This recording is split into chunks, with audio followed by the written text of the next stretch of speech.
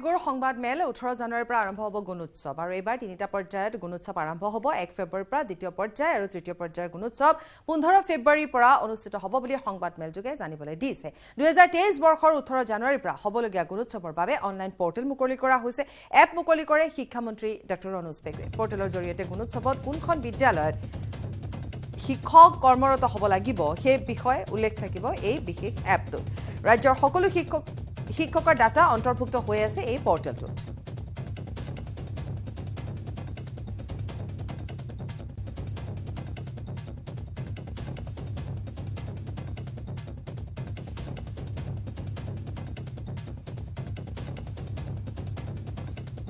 আমাৰ প্ৰথম পৰ্যায়ৰ গুণোৎসৱ অনুষ্ঠিত হ'ব আৰম্ভ হ'ব 18 জানুৱাৰীৰ পৰা আৰু 18 জানুৱাৰীৰ পৰা 21 জানুৱাৰীলৈ হ'ব লগা প্ৰথম পৰ্যায়ত অন্তৰ্ভুক্ত জিলাসমূহ হৈছে বৰপেটা কৰিমগঞ্জ কামৰূপ কাৰ্বি আংলং কোকৰাঝাৰ লখিমপুৰ মাজুলী নগাঁও শিৱসাগৰ সাউথ শালমৰা মানকাছাৰ আৰু ওদালগুৰি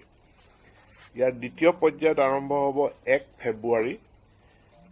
আৰু 4 ফেব্ৰুৱাৰীলৈকে চলিব ইয়াত অন্তৰ্ভুক্ত জিলাসমূহ হৈছে বাক্সা চিৰাং চৰাইদেউ ধেমাজি ধুবুৰী গোলাঘাট হোজাই তেতিয়া পাৰ্ট অফ নগাঁও এতিয়া হাইলাকান্দি যোৰহাট কামৰূপ মেট্ৰ' শোণিতপুৰ তিনচুকীয়া ৱেষ্ট কাৰ্বি আংলং তৃতীয় পৰ্যায় এইটো আৰম্ভ হ'ব 15 ফেব্ৰুৱাৰীত আৰু 18 ফেব্ৰুৱাৰীলৈকে চলিব ইয়াত অন্তৰ্ভুক্ত হ'ব লগা জিলাসমূহ হৈছে বিশ্বনাথ শোণিতপুৰ জিলাৰ বিশ্বনাথ অংশ বঙাইগাঁও দৰং ডিব্ৰুগড় গোৱালপাৰা কাছাৰ নলবাৰী মৰিগাঁও ডিমা হাছাও মন্ত্ৰী জয়ন্ত মল্ল বৰুৱাৰ টুইটাৰ একাউণ্ট হেক কৰা হৈছে মন্ত্ৰীগৰাকীৰ একাউণ্টৰ পৰা আপলোড কৰিছে আপত্তিজনক কিছু পোষ্ট ব্ৰেকিং নিউজ এই মুহূৰ্তত মন্ত্ৰী জয়ন্ত মল্ল বৰুৱাৰ টুইটাৰ একাউণ্ট হেক হৈছে মন্ত্ৰীগৰাকীৰ একাউণ্টৰ পৰা আপলোড কৰিছে আপত্তিজনক পোষ্ট আৰু মন্ত্ৰীগৰাকীয়ে এই কথা ইতিমধ্যে উল্লেখ কৰিছে তেওঁ যিটো টুইটাৰ একাউণ্ট আছে সেইটো হেক কৰা হৈছে কিছু আপত্তিজনক পোষ্ট প্ৰেৰণ কৰা হৈছে আৰু ইতিমধ্যে সেই কথা তেওঁ টুইটাৰ যোগে জনাইছে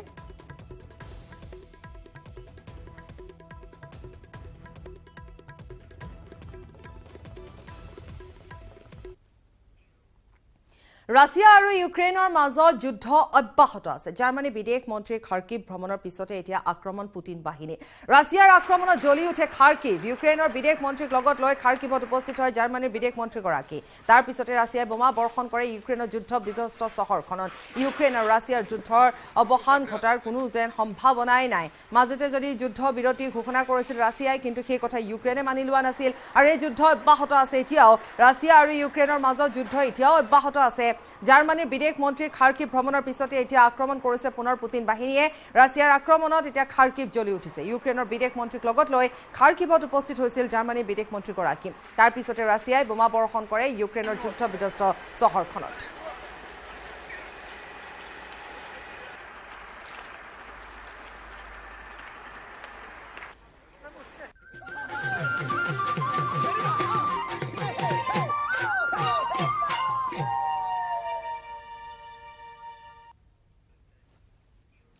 মাঘ বিহু অহাৰ লগে লগে গাত তত নোহোৱা হৈছে কৃষিজীৱী অসমীয়াৰ বিহুত অতিথি আপ্যায়নৰ বাবে বিধে বিধে পিঠা পনা তৈয়াৰ কৰাত এতিয়া সকলো ব্যস্ত হৈ পৰিছে ঢেঁকীত চাউল পিঠাগুৰি কড়াইগুৰি খুন্দাত এতিয়া মহিলা সকলো ব্যস্ত শোণিতপুৰ জিলাৰ মিছামাৰীতো এনেধৰণে ব্যাপক প্ৰস্তুতি চলিছে আৰু সমূহীয়াভাৱে সকলোৱে একেলগ হৈ লাৰু পিঠা বনোৱাত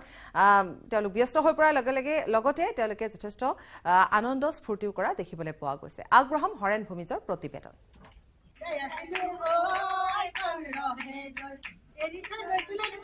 আমি এই মুহূৰ্তত উপস্থিত আছোঁ মিছামাৰীৰ পাতিদৈ বেহেলা গাঁৱত এই গাঁওখনৰ মহিলাসকলে একগোট হৈ সমূহীয়াভাৱে আখলত পিঠা পনা বনোৱাৰ কামত ব্যস্ত হৈ পৰিছে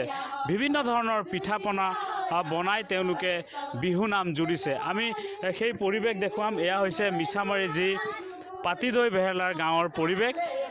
এই গাঁওখনৰ মহিলাসকলে এনেদৰে একগোট হৈ তেওঁলোকে বিভিন্ন ধৰণৰ পিঠা পনা বনোৱাৰ কামত ব্যস্ত হৈ পৰিছে আৰু আখলত এনেদৰে তেওঁলোকে পিঠা পনা বনোৱাত ব্যস্ত হৈ পৰিছে যেহেতু হেপাহৰ ভোগালীলৈ মাজত মাথো 2টা দিন বাকি আৰু এনেদৰে মিছামাৰীতো দেখা গৈছে হেপাহৰ ভোগালীক আদৰিবলৈ ব্যাপক উৎসাহ উদ্দীপনা ঐ জান লৈ যাম তোমাক বুটলি সজাই পৰাই ৰাখি থম ঐ জান মোৰে ভঙা জুপুৰিক বতাহতে হালিব মোলৈনো চাই হাঁহিব মোলৈনো চাই হাঁহিব ঐ জান লৈ যাম তোমাক বুটলি বাইদেউ কি পিঠা বনাইছে এই তিল পিঠা বনাইছোঁ পকা মিঠৈ বনাইছোঁ তিলৰ লাড়ু নাৰিকলৰ লাড়ু কেটলি পিঠা ঘিলা পিঠা আকৌ গিলাচ পিঠা বাইদেউ কেনেকুৱা প্ৰস্তুতি প্ৰায় সম্পূৰ্ণ হয় প্ৰস্তুতি প্ৰায় সম্পূৰ্ণ আটাইয়ে মিলি লাড়ু পিঠা এনেকৈ বনাইছোঁ আৰু বনায়ো আছে আৰু কিছু বনাবও বাকী আছে সকলো অসমবাসী ৰাইজক ভোগালী বিহুৰ আগতীয়াকৈ শুভেচ্ছা যাচিছোঁ নিশ্চয়কৈ সমগ্ৰ ৰাইজৰ লগতে মিছামাৰীতো দেখা গৈছে এনেদৰে হেঁপাহৰ ভোগালীৰ বাবে ব্যাপক উৎসাহ উদ্দীপনা সকলোৱে এনেদৰে মহিলাসকল একগোট হৈ ইয়াতে পিঠা পনা বনাইছে আৰু এনেদৰে বিহু নাম জুৰিছে তেওঁলোকে আমাৰে ঘৰ ধুবুৰীত সময় পালে সোমাবা ঐ জান মোৰে ভঙা জুপুৰিত দকৈ পথাৰত ঐ কণ ৰহে দৈ ধানে দাই আছিলা ঐ কণ ৰহে দৈ এৰি থৈ গৈছিলা থোকে হে ঐ কণ ৰহে দৈ বিহু মাৰো আহা ঐ জুৰি আহতৰ তলত দকৈ পিটনি নিশ্চয়কৈ হেঁপাহৰ ভোগালীলৈ মাজত মাথো 2টা দিন বাকী আৰু সমগ্ৰ ৰাজ্যৰ লগতে মিছামাৰীতো এনেদৰে হেঁপাহৰ ভোগালীক আদৰিবলৈ কৃষিজীৱী অসমীয়াৰ তৎ নাই আৰু এনেদৰে ভোগালীক আদৰিবলৈ ব্যাপক উৎসাহ উদ্দীপনা পৰিলক্ষিত হৈছে শোণিতপুৰৰ মিছামাৰীতো আৰু মাঘ বিহু বুলি ক'লে বা ভোগালী বুলিলে তীৰ্থনগৰী হাজোৰ ৰামদিয়াৰ দৈ আছে বিশেষ সমাদৰ ৰামদিয়াৰ প্ৰতি ঘৰতে এতিয়া ব্যাপক প্ৰস্তুতি চলিছে ভোগালী জেঠা দৈ খুৱাবলৈ ভাগে ভাগে মহৰ দৈ প্ৰস্তুত কৰিছে ৰামদিয়াৰ মহ পালকসকলেও গুৱাহাটীৰ লগতে ৰাজ্যৰ বিভিন্ন প্ৰান্তলৈ যায় ৰামদিয়াৰ এঠা লগা দৈ প্ৰতি বছৰৰ দৰে এইবেলিও পদ্মৰাম ডেকাই প্ৰস্তুত কৰিছে প্ৰায় 2000 লিটাৰ দৈ লগতে প্ৰস্তুত কৰিছে ক্ৰীমো হাজোৰ পৰা ধীৰাজ দাসৰ প্ৰতিবেদন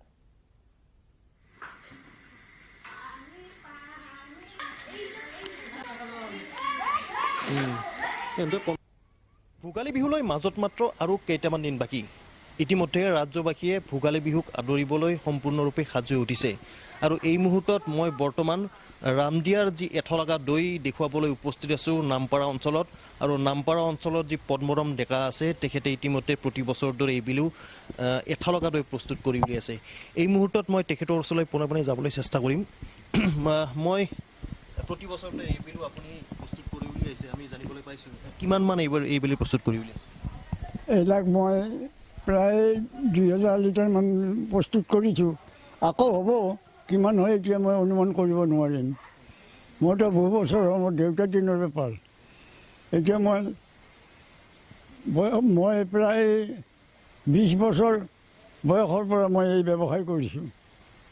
মোৰ পুৰণা বেপাৰ বহুদিনীয়া বেপাৰ মোৰ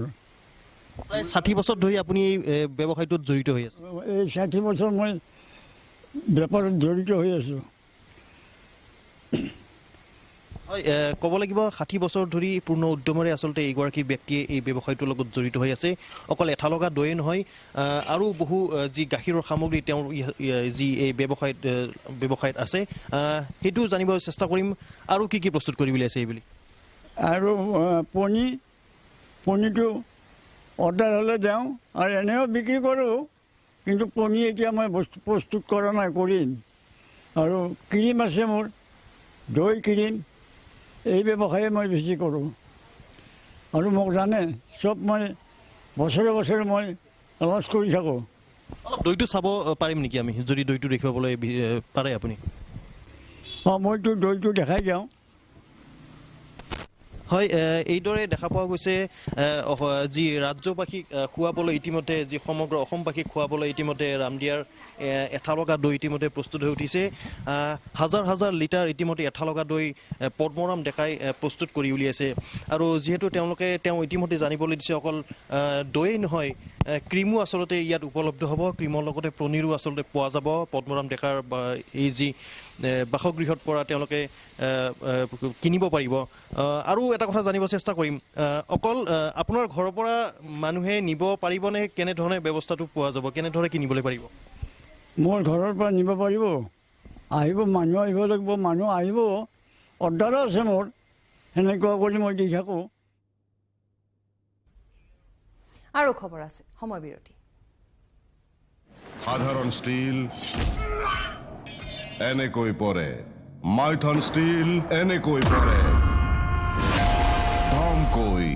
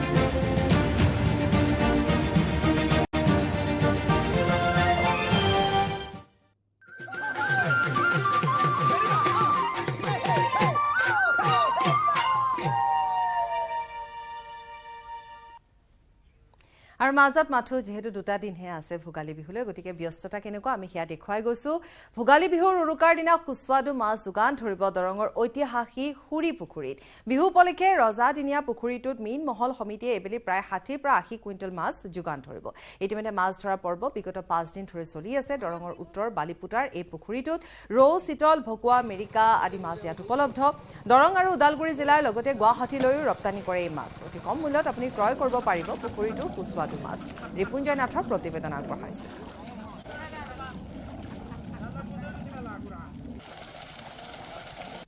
ভোগৰ উৎসৱ ভোগালী বিহুলৈ মাজত মাথো কেইটামান দিন বাকী আছে আৰু এতিয়া চলিছে মাছ ধৰা পৰ্ব মই উপস্থিত আছো দৰং জিলাৰ হুৰি পুখুৰীত আৰু এই হুৰি পুখুৰীত এইদৰে আচলতে মাছ ধৰিছে মোৰ কেমেৰা সহযোগে দেখুৱাই আছে প্ৰকাণ্ড মাছ এইটো এটা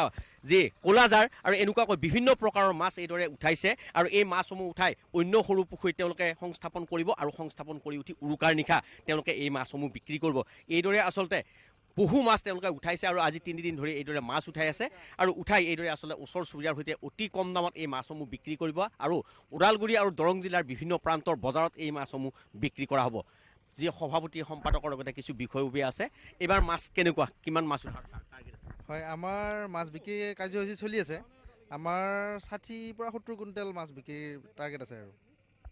কি মাছ উঠিছে মূলতঃ এবাৰ আমাৰ ইয়াত ৰৌ ভকুৱা ক'লাজাৰ আপোনাৰ চিতল মিৰিগা চিলিভাৰ এইবিলাক চব দাম কেনেকুৱা কৰিছে মাছৰ আপোনাৰ 150 টকাৰ পৰা আৰম্ভ হ'ব আৰু সেই তাৰ পৰা চিতলটো মাত্ৰ 600 টকা বাকীবিলাক তেনেকুৱা কম আৰু 150 পৰা ষ্টাৰ্ট আৰম্ভ হ'ব হয় ইয়াতে কিমান মানুহে উৰুকাৰ নিশা কেতিয়াৰ পৰা মাছ দিব আৰম্ভ কৰিব আপোনালোকে এই আমিতো উৰুকাৰ মাছটো আপোনাৰ শনিবাৰে উৰুকা হ'ল নহয়নে আমি শুক্ৰবাৰ দিনাখনৰ পৰা ইয়াত মাছ দি দিম শুক্ৰবাৰখন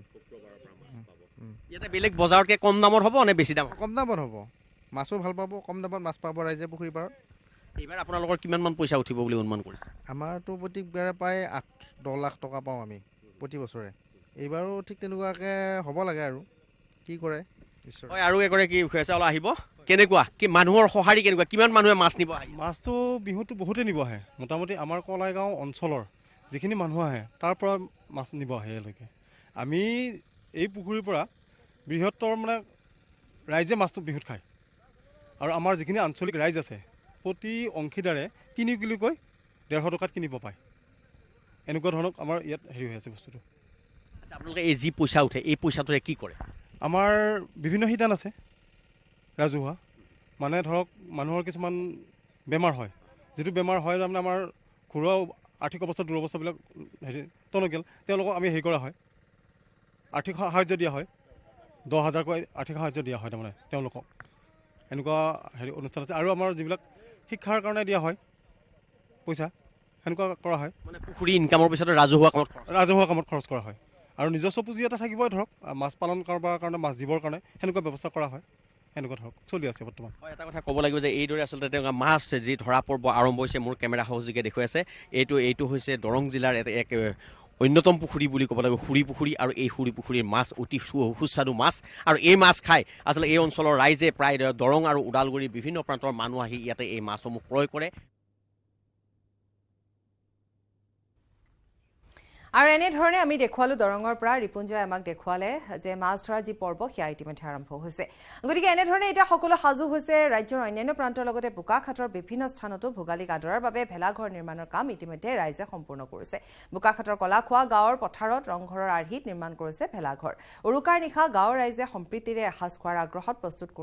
প্ৰস্তুতি আৰম্ভ কৰিছে বোকাখাটৰ পৰা আমাৰ সংবাদদাতা ধ্ৰুৱজ্যোতি ৰাজখোৱাৰ এক প্ৰতিবেদন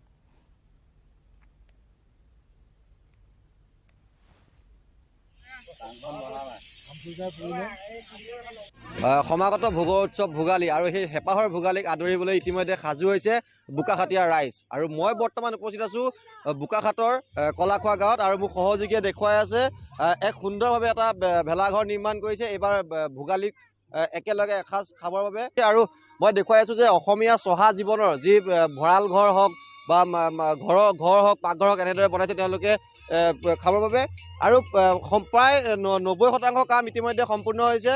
ইয়াত কলাখোৱাবাসী ৰাইজ আছে আৰু মই এতিয়া কলাখোৱাবাসী ৰাইজৰ পৰা মন্তব্য জানিব বিচাৰিম কেনেদৰে মনলৈ আহিল আচলতে হয় আমি যোৱাবাৰো পাতিছিলোঁ সৰ্বপ্ৰথমতে আমি আপোনালোকৰ সকলোলৈকে মাঘৰ বিহুত শুভেচ্ছা জনালোঁ যোৱাবাৰ আমি দৌলৰ আকৃতিত ভেলাঘৰ বনোৱা হৈছিলে, তাৰপিছত বেমাৰৰ চিহ্ন হিচাপে মানে আমি হেৰি বনোৱা হৈছিলে। এইবাৰ আপোনাৰ ভেলাঘৰ ৰংঘৰ আকৃতিত ভেলাঘৰ বনোৱা হৈছে। এইটো আপোনালোকে দেখিছে ৰংঘৰ আকৃতিত ভেলাঘৰ। এইফালেদি চহা অসমীয়া মানুহৰ মানে থকাৰ ব্যৱস্থা কৰা হৈছে, ঘৰৰ কাৰণে মানুহ আহিছে। এইটো পাকঘৰ, এইফালেদি আছে ভঁৰাল ঘৰ, এইটো আছে খেৰৰ মেজি, আৰু অন্য কিবা কিবি হ'ব, কিন্তু আৰু 2-3 দিনটো আছে, কাম চলি আছে ইতিমধ্যে। হয়, নিশ্চিতভাৱে ইতিমধ্যে প্ৰায় 90% কাম সম্পূৰ্ণ হৈছে আৰু ইয়াতে আৰু কাম তেওঁলোকে কৰাৰ কথা ব্যক্ত কৰিছে। আৰু গাঁৱৰ যিসমূহ মহিলা আছে, আইতা আছে, আইতা এইবাৰ কিহে খাব? মাছে মাংসই কোমোৰাই খাব লাগিব। পিঠা-পনা বনাইছে নাই? পিঠা-পনা বনাই আছো। হয়, ইতিমধ্যে তেওঁলোকে কৈছে যে হাঁহে মাহে এসাঁজ খাবৰ বাবে ইয়াত সমবেত হৈছে। আৰু এগৰাকী বাইদেউ আছে। বাইদেউ এইবাৰ কিহে মাঘৰ বিহু? একদম হাঁহ, কোমোৰা, মাটি দালি, আকৌ কাঠ আলু। ঠিক আছে, বাকী পিঠা-পনা বনাইছে? পিঠা-পনা সকলো ৰেডি হৈছেহি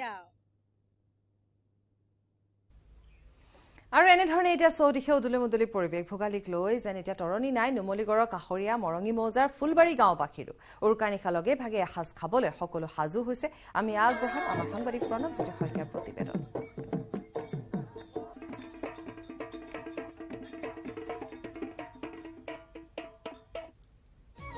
আছো নুমলীগড়ৰ কাষৰীয়া ফুলবাৰী গাঁৱত। আৰু ফুলবাৰী গাঁৱত মই কেমেৰা পাৰ্চনক প্ৰথমে এটা দৃশ্য দেখুৱাবলৈ ক'ম। ফুলবাৰী গাঁৱৰ এইসকল লোকে উৰুকাৰ নিশা লগে ভাগে হাঁহে মাহে এসাঁজ খাবলৈ এনেদৰে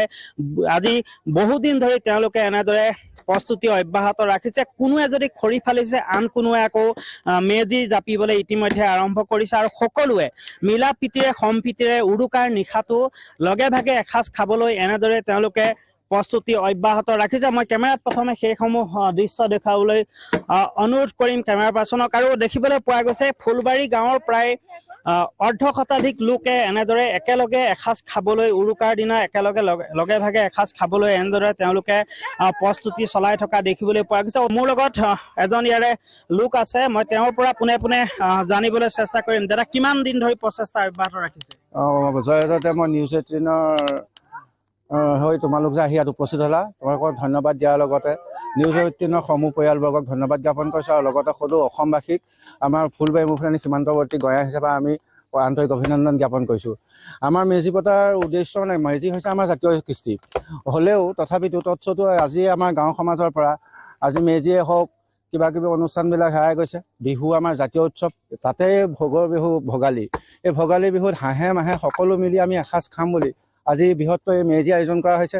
মেজি আয়োজন কৰি আমি সেই দিনটো সুখ শান্তিৰে সকলো মিলি একত্ৰিত হৈ এসাঁজ শান্তিৰে খাই গঞা মানুহ একত্ৰিত হৈ থকাৰ উদ্দেশ্যে আজি ভোগৰ বিহু ভোগালী আয়োজন কৰিছোঁ। কিমান দিন ধৰি এই প্ৰস্তুতি চলাই আছে? আজি ইয়াৰে সৈতে বাতৰিৰ পৰা বিদায় লৈছোঁ। নমস্কাৰ। সাধাৰণ ষ্টীল এনেকৈ পৰে, মাইথন ষ্টীল এনেকৈ পৰে, ধমকৈ।